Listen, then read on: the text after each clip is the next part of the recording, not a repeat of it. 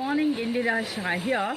Today I am on my terrace to just show you how to grow roses. Okay, here I have 4 varieties of paneer rose. See here, come close.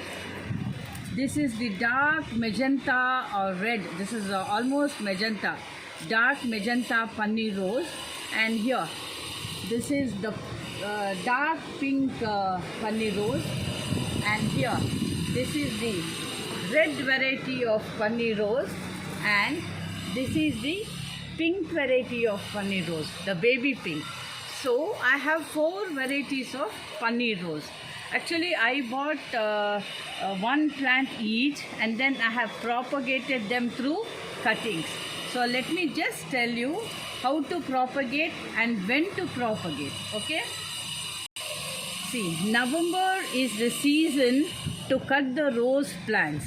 Okay, because December you should never cut or trim or do anything with the plants, because November is the season where the leaf withers. So what you do is, here in November you have to cut the stem up till here. See, the stem is starting here. Leave 3 nodes, 1, 2 and 3. After the 3rd node you have to trim it. Okay, you suppose I'll just show you from the close quarter. Here, see, this has flowered. Now I'll have to trim this after this flowers, this withers, and after these buds flower. Okay, immediately after the flowering is complete in this particular branch, you have to cut it. Here, see, this is node number 1, 2 and 3.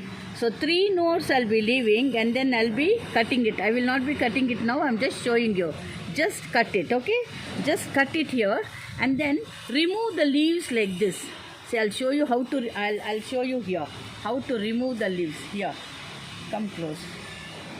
You just hold it here and then like this, pull it back. Here, pull it back. So what happens?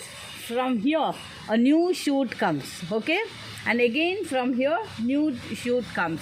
Now let me tell you, before trimming, always you have to feed the plant at least 10 days before. So the feeding is, you can take 1 cup of tea residue. That means, see, after you make tea you get the residue. Take 1 cup of it. Then you take 2 to 3 peels of bananas. If it is Kerala banana, it is the best. If you don't have the peel of the Kerala banana, you can use the green big, the other big bananas, pachabale we say. Take the 3 peels of it, and take about 2 spoons of horse gram. Okay, soak the horse gram for about 6 hours, and then you can take the what you call orange pumpkin. Okay, orange pumpkin a piece. Now grind all these together. After grinding, feed about 2 spoons of this mixture to the plant. Here, see, this thing, come close. See, the soil is only half. I never fill up till here, because in the beginning itself, if you fill it up till here, then you will not have space to add compost or the tea, this thing, whatever I told you, you will not have space. So always fill it half, and then keep adding the tea, this thing, whatever I told you now. For the rose mixture, the soil is, I take 1 soil and then 1 compost, and the compost usually I take homemade compost 1, and 1 I take sheep manure. Okay, the sheep manure is the best for all the plants. In fact, I add it whether it is a flowering plant or a vegetable or a fruit. So 1 home compost, 1 soil, then 1 sand, and then 1 sheep manure. If you don't have sand, you can add coco peat. Coco peat also you need not buy. If you are using coconut, take the husk, the husk that you get it, dry it in the sun, cut them into small pieces, and that becomes coco peat. So you need not buy coco peat from outside. So mix all these things, and then after cutting it, you can plant them in the mixture.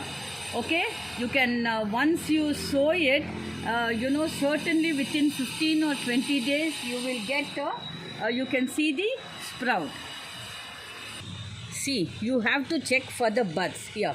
See, there is a pest here, so that is why the buds are not clean. Okay, so what you should do is take neem. If you have fresh neem, take the fresh neem, just grind them to a fine paste and apply it here and on this or wherever you see the pest. See, even here you can see the buds are not as clean as it should be here. So what you need is you have to clean this as much as possible and then apply neem. Okay, see here, if you find a flower like this, here the buds are not good, so let me just cut them here.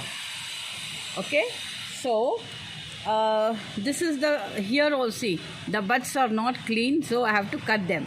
And this stem is very thin, so you cannot again sow them. So if the stem is as thick as this here, when you cut it, you can certainly sow them.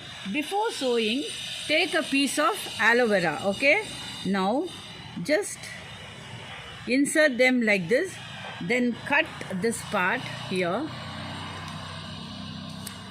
and you can sow them directly here. See here. Okay, so whenever you make a rose cutting, take an aloe vera cutting, just insert the stem into the aloe vera gel, and then see, this is aloe vera gel is a natural antiseptic.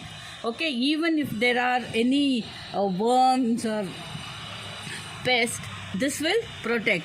If you don't have aloe vera, then what you do is, if you have honey or if you have cinnamon powder, you just apply it here, and then you can sow them into the soil. You can also try this, sometimes you get it. So aloe vera gel is very, very useful in such things. See here, the bud is not clear. I am going to cut it. The scissors should be very sharp. This is very thin, so cutting will be little tough. So just take them and do not throw. I just throw them into the soil, and then this will go into the soil. Okay, so this is how rose is taken care of. After every flowering season, you have to trim them. Even after cutting a flower, suppose see here, there are 2 flowers in this. Once this gets over, I just cut it, leaving 3 nodes at the bottom. You have to work on it every day till the flowers are seen. See, you can see how you can count the flowers. There are around 40 flowers. Day before yesterday, I harvested about 45 flowers. 4 days before, again 45. Today also it's around 45 flowers of 4 colors. Trust me, you all can grow the rose. This is not at all tough, but it needs a good amount of sunlight. At least 4 to 6 hours of good sunlight you need. So see, this rose plant is adjusted to this environment, this place. If you try to change them, if they get adjusted, they do flower, they love it. Otherwise, they just don't flower, they don't grow, they stop growing because they may not like the place, like human beings. So that is why you have to check which place the plant gets. Which is the best place for the plant. Okay, so if you have any doubts, please contact me, please call me, please message me. This is how I grow my roses. Always the plant is full of flowers. This is around 6 to 8 years. So thank you very much for watching my YouTube channel in the name of Indira Shah. If you have not subscribed, please subscribe, because I'm coming up with many, many more videos connected to gardening, cooking and many things. Please share my video with your friends and relatives. Thank you. Bye-bye. This is Indira. But before I complete, I'll be making gulkan with this. already I have made a video of making gulkan, because this is pest free, chemical pest free. I have not sprayed any chemical pest, and in fact this year I have not sprayed anything, because all the flowers and buds are in their best way it should be. Okay, so thank you, bye bye. This is Indira.